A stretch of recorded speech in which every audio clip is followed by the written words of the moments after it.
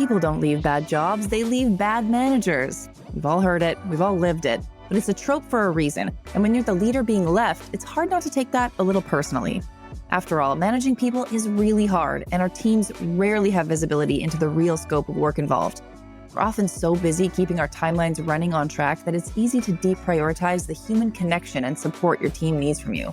And when your team feels disconnected, it's that much more tempting to disconnect from the company altogether.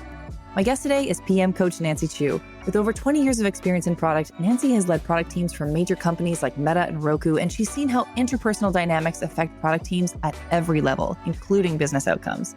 We talked about the role of compassion in effective leadership, why it's all too scarce in big tech, and how fostering a supportive culture is a long game with real rewards. Let's jump in. Welcome back, listeners. I'm Hannah Clark with The Product Manager, and we are a community of tenacious product leaders here to share the weight of scaling your product. Our members are SaaS-focused PMs who genuinely love their work and are driven to help others succeed. So if that sounds like you and you want to hear more, head over to theproductmanager.com/membership. Today, we're speaking with PM coach Nancy Chu. Nancy, thank you so much for coming on the show. Thank you so much for having me, Hannah. Super excited for this discussion. Yeah, I'm really excited as well. So first, can you tell us a little bit about yourself and how you ended up where you are today? Yes, my name is Nancy Chu, and my mission is to uplift product leaders who are in really demanding roles, accelerate their goals faster with more ease. And how did I end up here today? I didn't plan to become a PM coach, but one thing led to another, and here I am. Today, we're going to be focusing on compassionate leadership in a product team context. So to start us off, what are we really talking about when we use the word compassion? I actually had to look up the definition for compassion because it felt like empathy, it felt like kindness. But what I learned by looking this up is that they're all kind of similar. But the difference between, let's say, compassion and empathy is that compassion is one step more than empathy. Empathy is when you feel for others, but compassion is actually taking a step to help another person out. So this is not my own definition. It's what I learned when I was preparing for this podcast. So in your view, what do you see as the role and value of compassion in leadership? Well, I actually wanted to just talk about the most fundamental thing in terms of what people need, not just what product managers need. It's just human psychology-wise, we're hardwired to seek connection. And this is something that we learned from our ancestors. So from evolution standpoint, our ancestors learned that if we could lean on other people and learn and trust other people, our rate of survival would exponentially increase. And so our brains have evolved over time to really seek connection and community and network. It's for survival. And so when we just look at what people need, just in general, in the very basic sense, people would think food, shelter, and water. But what people don't usually say when we ask this question about what do humans need in terms of the very basic hierarchy of needs is this sense of belonging. And the belonging really comes from a feeling that we are seen and feeling that we are heard. And so when we bring it back to the topic for today, which is compassion leadership, it's nothing more than just needing community, needing to be seen and to be supported, regardless of whether we're at work or at home. Yeah, that makes a lot of sense. And I think that sometimes we can kind of lose sight of our human needs when we're in a work context. But tactically speaking, what does using compassion in leadership look like? It actually isn't a leadership move. It's just a people skill. It's people learning how to be nice to other people. And we think about it in terms of leadership because not every leader has compassion. And so we're kind of combining multiple concepts into one. But at the most basic level, it's really just, are we able to help each other out no matter what we're doing? Because the rate of survival would exponentially increase if we're able to help each other out. And a lot of leaders in the business world today, they don't really focus on helping each other. There's this sense of dog eat dog. there's also a sense of this world has limited resources. And when we help each other out, we are competing against the same pool of resources. And that's why it's not very common to see in organizations there today. But what's more important here is to actually study the really high performing teams and how they operate. So here's what I learned when I was doing research for this podcast. The highest performing team probably does not exist in the business world. And that's because it's not really survival. So the highest performing team will exist if you look at the military, Navy SEALs, or the Marines. They're actually fighting for survival. And so if you look at how they operate, you would see that it's very, very different from how we operate in a business world. And a key aspect to how they operate is teamwork, actual teamwork, where the leader supports the people so that the people can actually go do what they're supposed to do. Yeah, this is a really interesting comparison because I think we think of the military as being even more hardline and more cutthroat than the business world. But it is true that you're really leaning on the people in your respective squadron or whatever. I'm not really familiar with that many military terms, but in that context, the stakes they couldn't be higher, right? Stakes are high. And let's take it down a notch and just look at the medical world. So medical world, doctors and nurses and care providers, they're actually saving lives. And how they save lives is by doing what they're supposed to do. And their leadership, if leadership truly wants to optimize for saving lives, then the leaders in a hospital would need to really empower and care for the doctors and the nurses and the staff so that they can go and provide the care. It's not the leaders who are providing care to the patients. It's the staff that's providing care. And so unless the staff is well taken care of, they won't be able to provide care. Yeah. And I think that it's very true that we sometimes see like two-dimensional attempts at supporting teammates, maybe like having free snacks available or something like that. Mm-hmm. What would you say would be a better approach if, let's say we're speaking to a startup leader or maybe they're scaling their team and they're starting to now have to be compassionate at scale or care for a larger team. What are some things that you think someone in that position could do to really foster that sense of support that allows people to reach their full potential? Well, first, we have to understand why it's important. We also have to understand that this is a long game that we're playing. It's not a short-term game. If we're very short-term focused, then we don't really need to invest in having the right support system in place. So it's the difference between a sprint and a marathon. In business, there really isn't like an end to your business. Ideally. Assuming this business goes on, right? You can't really just stop. Ideally, you want to keep on going. And if you know that the game that you're playing is infinite, you would need to have the infrastructure in place. So the mindset will be very different if you're sprinting versus running a marathon. I could see that manifesting in the kinds of leaders. I think that there's one mindset that exists that's like, I have to push my team to have the highest potential output right now versus one that's thinking, I need to take care of my team members so that they're not burning out 6 months, a year into their role, and I'm having to replace them all the time. I mean, that's just what I see over and over again. Do you think that there's any kind of warning signs that we can kind of look at if we're in a leadership position, any kind of red flags that we need to be kind of self-screening for to make sure that we aren't drifting too far to one side of the spectrum? I mean, it's hard because in the business world, you have to have results. The same thing as running a marathon. You have to have these milestones in place. But the difference here is if we reward people by short-term impact that they're driving per milestone, then they will repeat that behavior over and over again. And that's just how we operate. We repeat our behavior if it gets rewarded.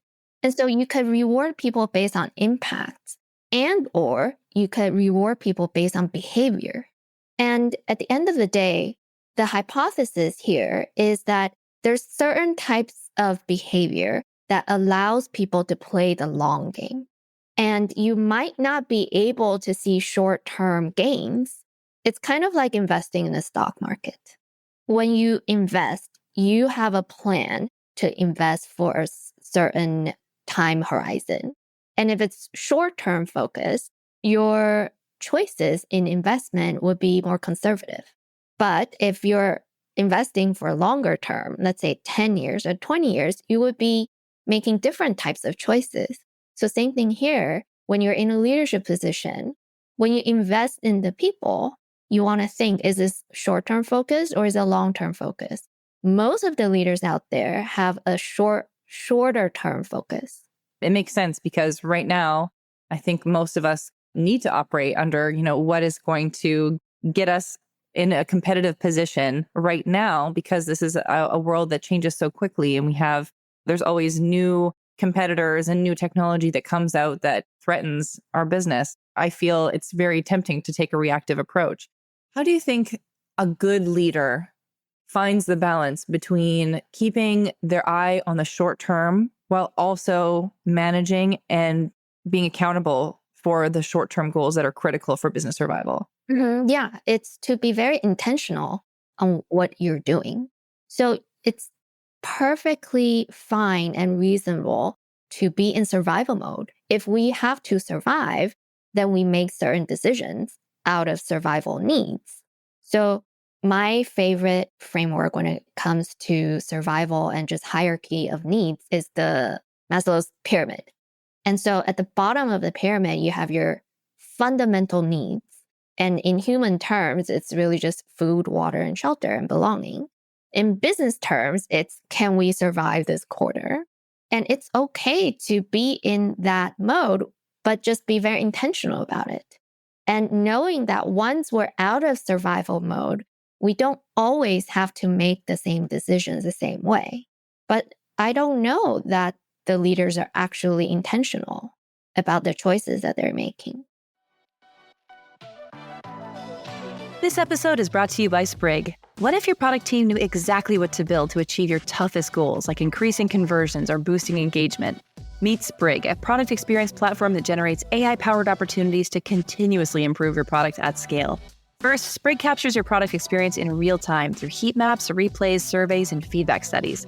Then, Sprig's industry-leading AI instantly analyzes all of your product experience data to generate real-time insights. Sprig AI goes even further with actionable recommendations for driving revenue, retention, and user satisfaction.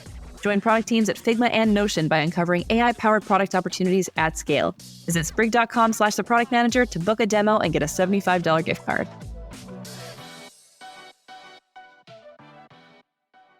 I imagine it's very difficult to be focused on goals, both for the bottom line of your business as well as what's best for your employees' well-being.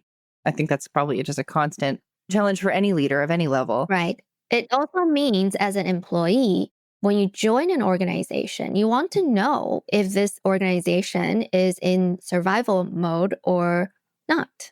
And so if you join an organization knowing that this is survival mode, then your expectation will be different. That it's okay to join with your eyes wide open, knowing that it's going to be sprint after sprint after sprint, and you're kind of taking care of yourself in that way. But there's oftentimes a mismatch in terms of expectation. Employees sometimes have a high expectation. I want my managers to pay attention to my growth, or I want management to want to grow me. But if your organization is in survival mode, that's not going to be their priority. I can see how knowing what kind of mode or kind of goals or objectives an organization has right when you join can really impact the fit, as well as whether you feel your skill set lends itself well to joining that organization. We just had a really good conversation with Josh Duty about just that, like learning from the get-go what an organization's goals and key pain points and challenges are, And I think that extends more, not just to what you can offer, but also, are those the kinds of goals that are aligned with your skill set where you feel that you can move the needle in the way that is meaningful to that business's current priorities? So that's a really interesting way to think about it. You mentioned that it's not really a priority for a lot of leaders to be, thinking about compassion versus the bottom line in business outcomes. But I do feel that, speaking to your reference to the military and other things, that teamwork, if we want to put it in a different way, has enormous potential for business outcomes. How might leaders want to reframe how they think about compassion in terms of its place on that pyramid? Well, compassion is probably not at the bottom of the pyramid because you don't necessarily need compassion to survive, but you definitely need belonging to survive. So once you have this sense of belonging that you are in the right tribe, then you're more likely to feel like, yes, I belong here. And once you're in that state, then you could, quote unquote, afford to be compassionate. So we started by talking about the definition of compassion, which is actually helping out the people next to you. That comes from a place of feeling very secure about your own standing in this tribe. If you're in survival mode, then you don't have resources to help out others. And so when you're surrounded by people who are just trying to survive, there's going to be very low compassion because it doesn't make sense in that environment. This is an interesting train of thought because I also feel, and I don't disagree with you, but I also feel that even in organizations that are in survival mode, you still need to invest enough in your employees that they do have that sense of belonging and that they still feel connected to that mission and don't get frustrated and leave. So what are some of the ways that even when on a, let's say, a shoestring emotional budget, that we can still kind of foster that sense of belonging and make people feel like they're contributors to a survival mode or a crisis mode organization? So I looked into what it means to have a sense of belonging, and it breaks down into 4 different factors. One is frequent interactions with people in your tribe. So imagine that, let's say you're in a remote setting and you don't really connect with your tribe. That frequent interaction is going to be pretty low. That's going to make you feel a certain way about your sense of belonging. So that's one of the 4 levers. The second one is positive interactions. So if you feel like you could be yourself without putting on a mask every time you talk to a colleague, it's more likely that you would have positive interactions. So that's the second one. The third one is stability. Now imagine that people are getting laid off left and right, or you're being pivoted left and right. There's reorgs left and right. You're not going to have stability. So lack of stability is against the sense of belonging. Sense of belonging takes time. It builds over time. So stability is one. And then the fourth one is significant. So I like this example where, let's say you follow your favorite celebrity on Instagram. You feel like you're connected to their posts every day, but it's not going to feel very significant. Here's another example where you might have frequent interactions. It might be positive, but it's not going to be significant. It's someone at the store that says, "Thank you for shopping here." That's also not a very significant interaction, but it's frequent. It's also positive. So you need these 4 things to feel this sense of belonging: frequency, positive interactions, stability, and then significance. Now, when we have these 4 building blocks in place, and then people start to feel, okay, I belong here, then you can work toward being compassionate for one another. So first comes sense of belonging, and then second comes empathy and compassion. I love this framework, by the way, these 4 building blocks. What would you say? I'm just mostly curious about the significance aspect because I can envision these more insignificant interactions. What would be an example of a significant interaction that would kind of help to kind of round out those 4 building blocks? Yeah. So in a business setting, it's very easy for a relationship to feel very transactional, right? okay, let's have our weekly meeting this week. This episode is brought to you by Sprig. What if your product team knew exactly what to build to achieve your toughest goals, like increasing conversions or boosting engagement? Meet Sprig, a product experience platform that generates AI-powered opportunities to continuously improve your product at scale. First, Sprig captures your product experience in real time through heat maps, replays, surveys, and feedback studies. Then, Sprig's industry-leading AI instantly analyzes all of your product experience data to generate real-time insights. Sprig AI goes even further with actionable recommendations for driving revenue, retention, and user satisfaction. Join product teams at Figma and Notion by uncovering AI-powered product opportunities at scale. But a colleague Visit sprig.com/theproduct manager to book a demo and get a $75 gift card. Everything okay? He sounded kind of different.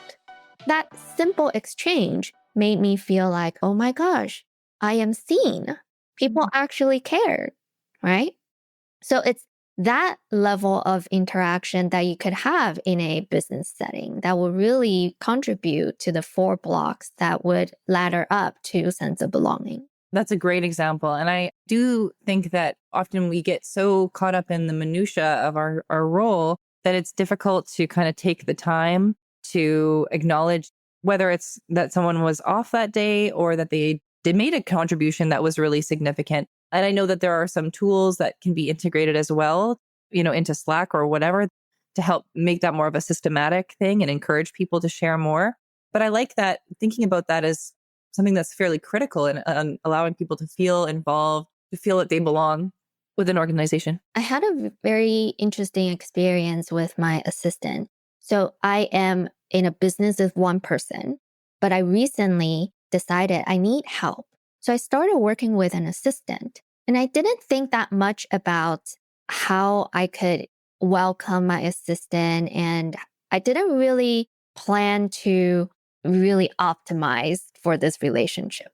I'm kind of just going with the flow, and it's also my very first assistant ever. So I'm still learning.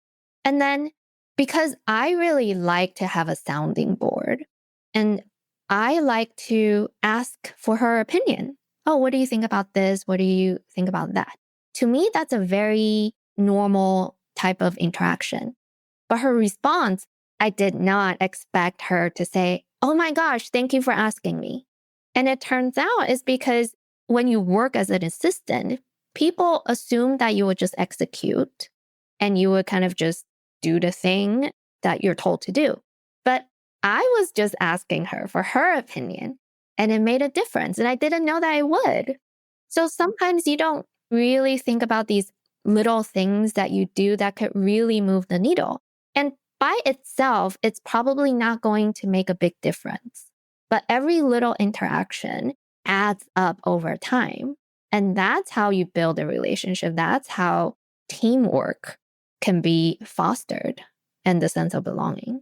Oh, I love that. I think that that's such a great way to think about it too, is that we are all creators of the culture that we have at work, and we all contribute to what the culture is by virtue of what we do and what we say and how we interact with others. That kind of connects, in my view, to the concept of emotional safety or psychological safety, which is something we've talked about on the podcast quite a bit. And it's something that I think is really important to be thinking about. How can leaders find a balance between promoting emotional safety within their teams and ensuring that the team is also operating efficiently and effectively? So even though I don't have data points on this, but logically speaking, if you feel safe, which means you're no longer in survival mode, you could then tap into the creative part of your brain that actually allows you to think about new ideas and see if you could exponentially innovate.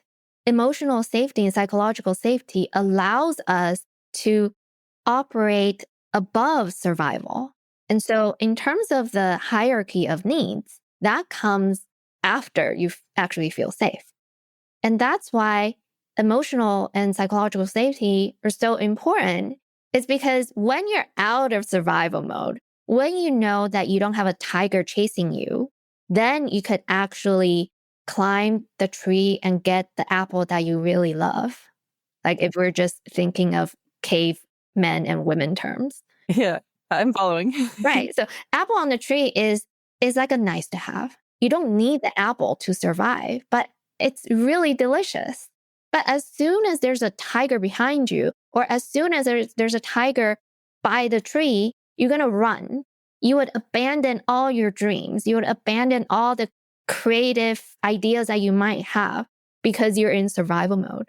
And so what happens when we don't feel safe is that we're just fixated on that tiger. We're not thinking about the apple anymore. And that's why safety is important. And again, that's the long game that we're playing. I couldn't agree with you more. I think that in my experience also, I feel that people do their best work when they don't feel imminently under pressure, where they feel safe and supported and also accountable. And I think that that's that delicate balance to kind of strike, where you don't want people to feel like there's a tiger chasing them, but you also want them to feel accountable to their work and to want to do their best, to feel that they have gained your belief and your trust, and they're trying to give their best back to, to keep that relationship alive. The accountability is interesting because it almost has this undertone that people need to be held accountable.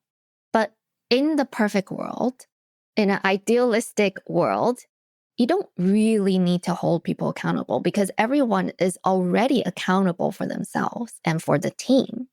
And the need to hold people accountable, again, comes from, it's based on fear, basically. It's like, if I don't hold you accountable, then you're not going to do your best. But what if everyone is already wired to do their best? Then you don't really need to spend the energy on figuring out how to hold people accountable. Yeah, this is a very good point. And I think that the making people overly aware of how accountable they are can kind of contribute or kind of take away from that sense of security, where it's like, oh, they don't really trust me to do my best work. And therefore, maybe this relationship is in jeopardy, and therefore maybe I'm not safe. And again, all these characteristics happen when we don't feel safe. So the leader might not feel safe, right? The leader could feel like, oh my gosh, my people might leave me any day. I have to hold them accountable, right? That comes from fear, or I don't trust that my team will perform. Oh, okay, I have to hold them accountable. But what if the team just naturally are intrinsically motivated to do the best that they can? And I do believe, and of course, there's always going to be corner cases, but I do believe that human beings are intrinsically wired to want to do good things for their tribes. Once you experience the sense of belonging, then you almost feel like, oh, I don't want to let people down. It's like a give and take relationship. When you receive from your tribe, very naturally, you also want to give. I very much agree with that. I think that that proves itself to be true in so many different contexts. Do you have any advice for new people managers who are facing the challenge of establishing that strong working dynamic with their teams? There's two things I want to add. One is a lot of the culture comes from the top. And again, it has to do with how people are naturally wired to do. We're naturally wired to copy the leader. We don't even really need to try that hard to copy the leader. We naturally just look up to the people who are supposed to lead us, and then we try to model their behavior. It's a very natural thing to do. And so when you're in a leadership position, you know that people will be modeling after you. And so now is your chance to decide and have a say in how you want this culture to be shaped, because now you play a huge part in shaping the culture. And people also learn by all kinds of senses. So if the leader says things a certain way, we would start to say things a certain way. If the leader starts to behave a certain way, we're going to start behaving a certain way. If we see that the leader prioritizes short-term gain, we're also going to learn to prioritize short-term gain, because in our tribe, that is the thing to do. That's the safe thing to do. So that's a very natural way of just operating, because we're people and people are social animals. And that's just what we do when we're in a tribal environment. And we do this because we don't want to be kicked out of the tribe, because being kicked out of the tribe automatically means danger. It is safer to be in a tribe. And so we kind of need to fit in, and we need to do things the way that the tribe prefers to do things. And isolation is a very dangerous place to be. I remember visiting Alcatraz, And they had these isolation chambers for I guess, when people are not behaving in an expected way, then they put some people in these isolation chambers. And that's the worst form of punishment because you're isolated. But that's also where your physical health declines and your mental health declines. And they've done studies on this. When you feel isolated and alone, your immune system shuts down, your cells age faster, and then you have all kinds of issues. And I've actually seen this in one of the organizations that I was in. Everyone that I was talking to had some kind of health problem. And it's all kind of mysterious. And that was basically a signal that says there's something going on here that's making people sick, and that's not a good place to be. So to summarize, we model behavior by looking at how our leaders behave. And so when we're in a leadership position, just know that other people will be modeling after us. So that's one thing. And the second thing is a quote that I found and I wanted to share with you. It's a quote from The Alchemist, which is a very classic book. So the quote is, when we love, we always strive to become better than we are.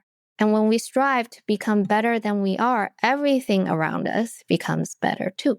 I just thought that is a very nice way to summarize what compassion is. Yeah, I think that is the perfect way to kind of encapsulate all of the takeaways here is, by showing love to others, we are projecting what we want to see in our work cultures, in our personal lives, and in the world. So ripple effect. Totally. That's so beautiful.